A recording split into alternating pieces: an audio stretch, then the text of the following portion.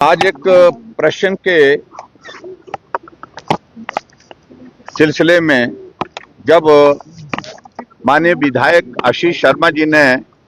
देहरा के उपचुनाव के दौरान वहां सैकड़ों महिला मंडलों को पैसा देने की बात पर प्रश्न उठाया तो हमारे उप मुख्यमंत्री महोदय जी ने पहले तो जवाब ये दिया कि सूचना एकत्रित की जा रही है। तो आशीष शर्मा जी ने खड़े होकर के कहा कि मेरे पास सूचना है थोड़ी, लेकिन हम पूरी सूचना चाहते हैं और जो सूचना इनके पास थी वो रिकॉर्ड पर है। इन्होंने जानकारी दी बहुत सारे महिला मंडल को 50,000 1 लाख रुपए उनके खाते में, जब मॉडल कोड ऑफ कंडक्ट वहां पर लगा हुआ था, उपचुनाव हो रहा था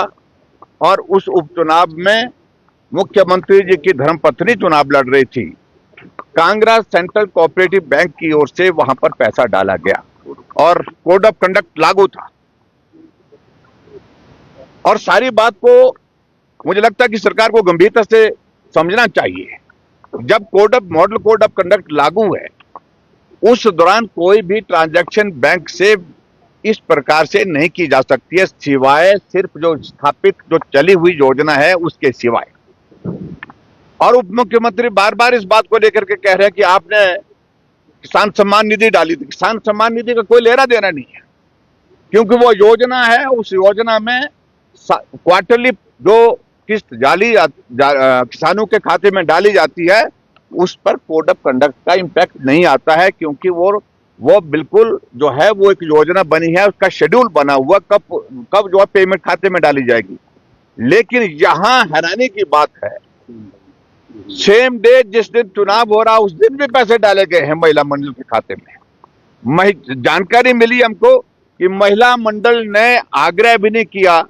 किसी बात के लिए कि हमारे खाते में पैसा डालो, और ऐसा भी नहीं पाया गया है कि उन महिला मंडल को कोई विशेष किसी योजना के अंतर्गत या किसी विशेष कार्य के लिए वो पैसा डाला गया है। सिर्फ वो पैसा अगर डाला गया वो सिर्फ एक काम के लिए डाला गया, क्योंकि वहां पर उपचुनाव चल रहा था और उपचुनाव में कांग्रेस पार्टी के कैंडिडेट को इसका फायदा हो सके, उस दृष्टि से वो पैसा डाला गया है। और मेरा ये मानना है, हमारा ये गंभीर आरोप है,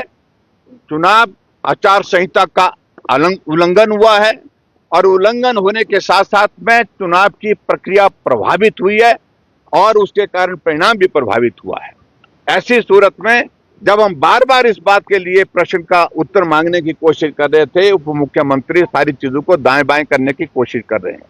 और आज जब इस सारे विषय को लेकर के जब सारे तथ्य जो है छुपाने की कोशिश हो रही है सरकार की ओर से, प्रश्न का उत्तर ठीक प्रकार से तथ्य पर नहीं दिया जा रहा है, ऐसी सूरत में भारतीय जनता पार्टी के विधायक दल ने उचित समझा कि हम सदन के बाहर वॉकआउट करके जो है अपनी बात कहेंगे।